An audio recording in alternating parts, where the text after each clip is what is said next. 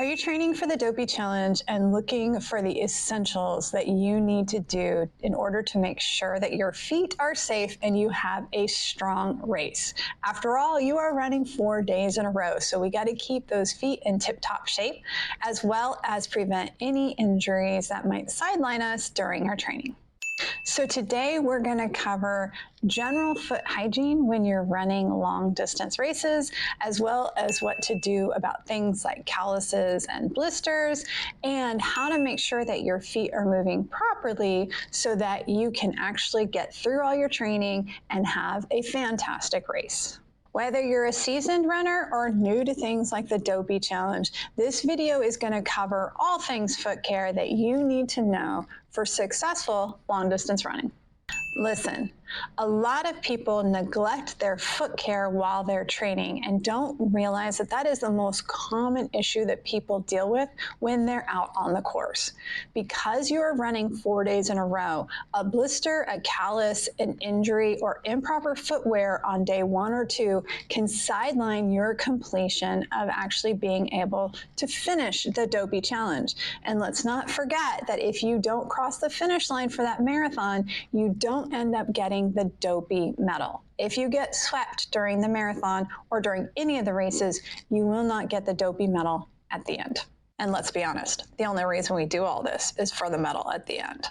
And I have heard of too many people who struggled with simple things like blisters during the Dopey Challenge that really sidelined them or did not allow them to have the race that they wanted to have, even after they'd done all the training and all the nutrition and all the hydration and all the sleeping. And I don't want that to be you. So let's talk about what you need to do to ensure that your feet are ready for the Dopey Challenge. First thing we're going to talk about is foot hygiene.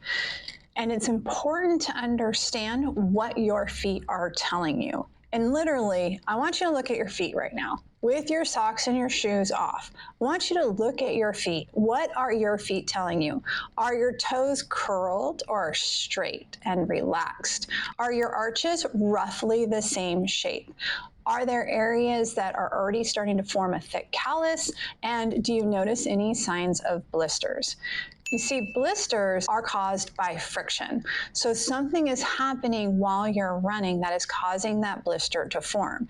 Now, you can use things like moleskin or something like that to help protect the blister. But while you're in your training, you actually want to eliminate the blister. So you want to figure out what is causing that friction. And a lot of people don't realize that it can actually be because your shoes are too big. Now, you want to make sure that you have wide enough shoes to be able to fit inside whatever is going in there. So your foot, your socks, and if you have any orthotics or support, you want to make sure that you can fit comfortably inside your shoe. However, I know a lot of people who get shoes that are too wide thinking that they can just tighten them up, but it actually ends up causing a little bit of friction, which can cause a blister. And friends, I'm going to go down a little rabbit hole here just for a second and talk to you about tying your shoes. The reason why is because the last time I went to a running store to get new shoes, I was told that I should tie my shoes this way. All right, so you've got the 2 holes right here, right? So you put your lace in from here into the other hole, and you do that on the other side as well. And then you put the lace through here, and you tighten all of this up. The idea is that this will create more stability, so you'll have less risk of calluses. Now, here's the problem I had. When I tied my shoe that way, it locked my talus in place. So your calcaneus is the bone that actually hits the ground when you're walking or running. Your talus sits on top of that and transmits the force up into your leg. And your talus needs to be able to move. So when I locked my talus into place and went for a run, it caused a lot of problems. So I actually had to stop mid-run, undo that lacing, and just go to a regular lacing Now, in general, I do not recommend stopping in the middle of a run to relace your shoes because we all know that that can be a problem. You do one tie and that's it. However, in this case, I had no option because it was actually causing pain to have my talus locked into place like that. Now, you may have been advised that you should do that as well, and it worked great for you, and it may have even helped with your blisters. I'm not saying it's a bad idea for everybody. What I am trying to point out here is that sometimes when you're running, you will get advice from other people that works really well for them, but it may not work for your body. And that's why it's so important to try all of these things while you're training to make sure that it works for, in this case, your foot, but in general, your body, and is not going to keep you from accomplishing your goals. Now, blisters are different than calluses. Calluses are when you have increased skin formation, and that's due to areas of compression. So a lot of times you'll see that on your heels. You may see that along your met heads, which is that arch that your toes come out from. Sometimes you'll find it on the inside of your foot or the outside of your foot. Now, with calluses, you want to keep them managed. I've seen a lot of runners allow calluses to build up on their heels, and they eventually end up with a plantar fasciitis because they have so much compression going through that heel. And a callus is an abnormal tissue, so it disrupts how the other tissues, including the plantar fascia, are supposed to work. When you are running the long distances and the multiple days that are required for the Dopey challenge, I cannot overemphasize how important it is to deal with calluses along the way. So what I do is I make sure I do a scrub in the morning while I'm in the shower to loosen up any dead skin, and then I put on some lotion before I put my socks on every day. This will help to dissolve the calluses.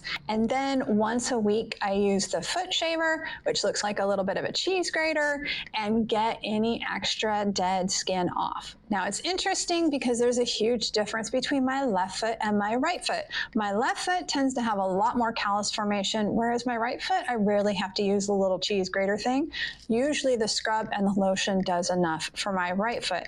Again, you can be different from side to side, although that does give you information on how you're hitting the ground when you're running, which is good information to have. You want to stay on top of those calluses to make sure they don't sideline you in the long run. Now, I'm going to put a link in the video description below with all of the products I use. I highly recommend these products because they have worked so well for me. I've actually been using them for years. I've just increased the frequency that I use them with Dopey training. Now, choosing the right footwear. I'm going to link below the shoes that I wear as someone with flat feet, as well as the shoes that my husband wears as someone with really high arches. And I highly recommend these shoes because we have put a lot of miles on them and they work really well for us. However, you want to make sure that you have trained in your shoes. So if you have never been fit for a pair of running shoes before, I highly recommend going down to a running store and making sure that you find a good fit for your body. In addition, you want to make sure that you have the right socks that fit in the right shoes to make sure you don't get things like calluses and blisters. Now for me, since I hit 40 years old, I actually have to run with compression socks whenever I'm running long distances. I actually, for Dopey training, have started running with compression socks when I'm running my short distances because there's just so much running that happens with this. So I make sure I'm constantly in compression socks. I actually am wearing them today while I'm at work because I have just found that with this much training, you can never have too much compression socks. Now, that's me, and you may not need compression socks, but you may find that they are super helpful, especially with how much mileage you're putting on your body. So if you haven't tried them yet and you still have time in your training, I highly recommend trying a pair of compression socks. It may be a game changer for you. Do you need orthotics or some kind of insert for your shoes?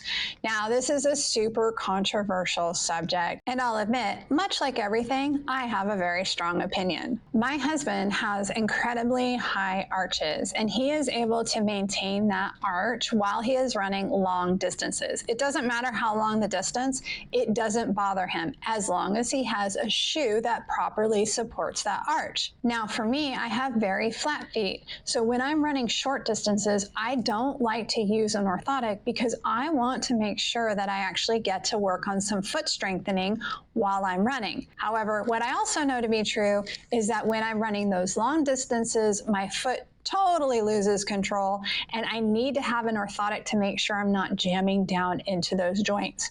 So for me, I do use an orthotic for long distances, anything over 10 miles for me, but I don't necessarily use them for short distances. Now, I will say that is going to change as I further progress in my Dopey challenge training, because when I'm doing my 4 days in a row of running, I am going to make sure that I'm wearing orthotics the entire time, because I think it's important to make sure that I have that foot support and that my feet don't get tired in the middle of a run. I really love Super Feet for an orthotic because it works really, really well for runners. They have different ones depending on your arch. They also have different sizes to make sure that that arch hits you in the right place. So I'm going to drop links below to all of the Super Feet and kind of explain which one you would use for what. I would definitely recommend, if you struggle with feeling like there's pain in your arch when you're running, that you do try a pair of Super Feet to see if that helps relieve your symptoms. All right, so there it is. Make sure you are taking care of your feet while you're training. Make sure you deal with any calluses as well as figure out the cause of any blisters. Ensure that you have the right footwear for you, including socks.